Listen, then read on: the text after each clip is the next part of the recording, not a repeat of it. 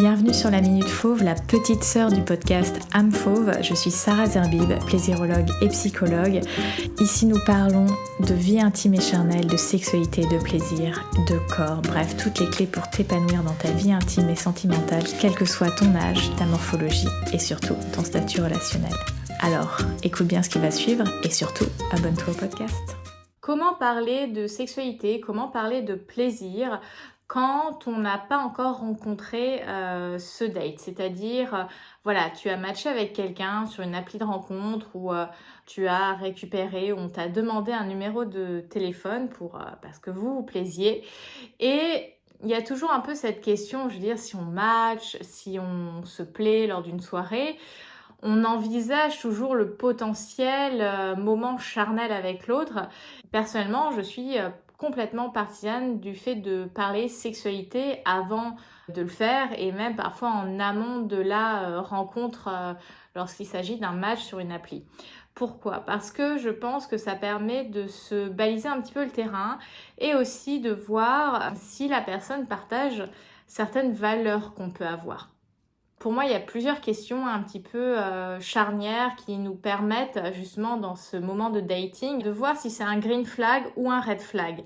Et il y a une question que j'ai déjà partagée sur le podcast qui pour moi est un très bon élément discriminant. C'est poser la question des dépistages. Par exemple de dire, voilà, dans le cas où on serait amené à aller plus loin, à quand remontent tes derniers dépistages ? De poser cette question un petit peu sous cette forme-là.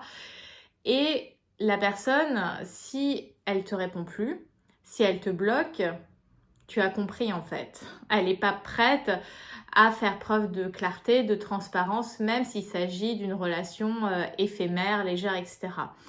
Et si tu as en réponse quelqu'un qui vient négocier, qui vient te dire oui je suis safe mais n'est pas prêt à partager ses résultats, eh bien à nouveau là c'est un manque de clarté, un manque j'allais dire d'honnêteté dans le sens où je veux dire la question des dépistages c'est simplement prendre soin de ma santé et prendre soin de la santé du ou des potentiels partenaires que je vais rencontrer. C'est pas un truc de dingue en fait. Tu vois, on va se dire si on fait du sport, est-ce que tu fais du sport ? Oui, bon bah ok, faire du sport c'est potentiellement l'indicateur qu'on est en bonne santé ou qu'on fait un petit peu attention à soi. Et lorsqu'il s'agit de dépistage qui est vraiment important et pour moi gage aussi d'engagement envers soi-même, bah, s'il n'y a plus personne, à nouveau, ça te donne une indication sur la personne.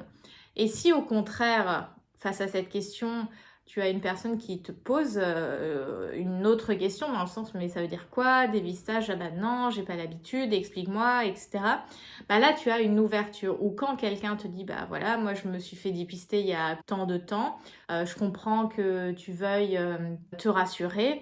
Et il y a de la clarté, il y a de la transparence, il n'y a pas un jeu qui est joué parce que, je veux dire, on est quand même des adultes. Bah, autant se comporter en tant qu'adulte responsable de nos vies intimes. Donc je trouve que la question des dépistages, elle commence à justement toucher le côté intime, sexuel, etc.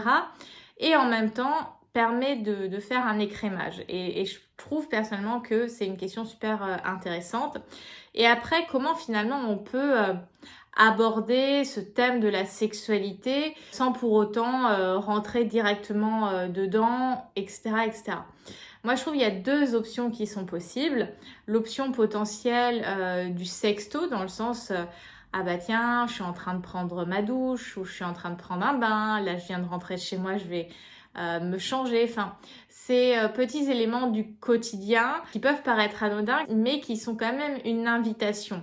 Et cette invitation permet potentiellement un échange un petit peu plus chaud et voilà, nous permettre de saisir un petit peu la sensibilité de l'autre personne.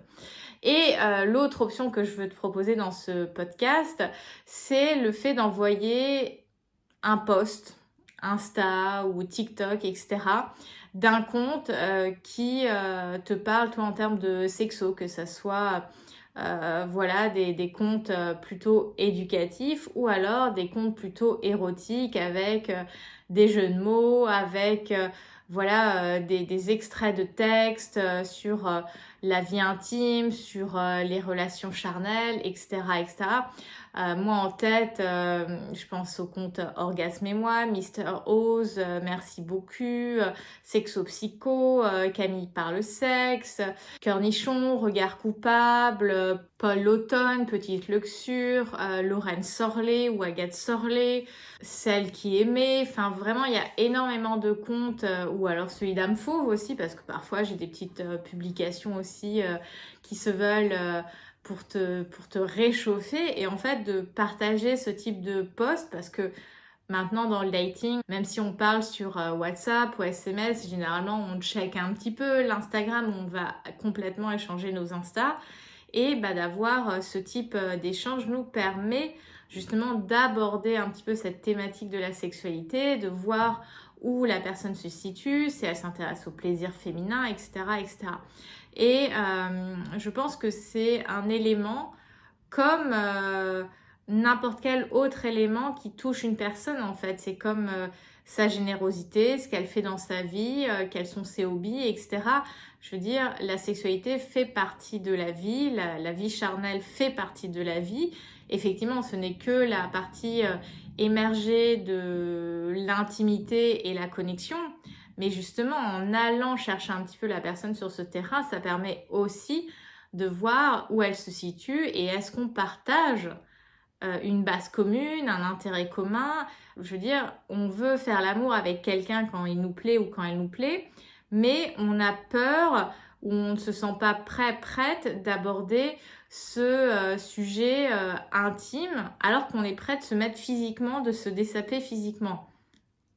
Il y a presque un peu une incohérence. Alors je dis ça avec beaucoup de douceur, je sais que c'est pas toujours simple de parler de sexualité, mais plus on va s'autoriser, s'entraîner à en parler, et moins on va rougir, moins on va se sentir mal à l'aise, parce qu'en fait ce sont juste des choses qui font partie de la vie. Et c'est un muscle presque de la confiance à entraîner lorsqu'il s'agit de la vie intime, de pouvoir en parler, de pouvoir répondre à ces questions, de quoi tu as envie, qu'est-ce que tu aimes, etc. Tout ça, ce sont des questions fondamentales qui nous permettent de nous connaître aussi à ce niveau intime. Voilà ce que je voulais te partager dans cette Minute Fauve.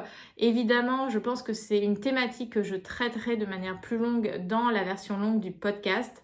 Mais voilà, c'était un petit peu mes premières guidelines que je souhaitais te partager. Sur ces bonnes paroles, je te souhaite une très belle journée. Libère ta version fauve et surtout rugis de plaisir. Bye!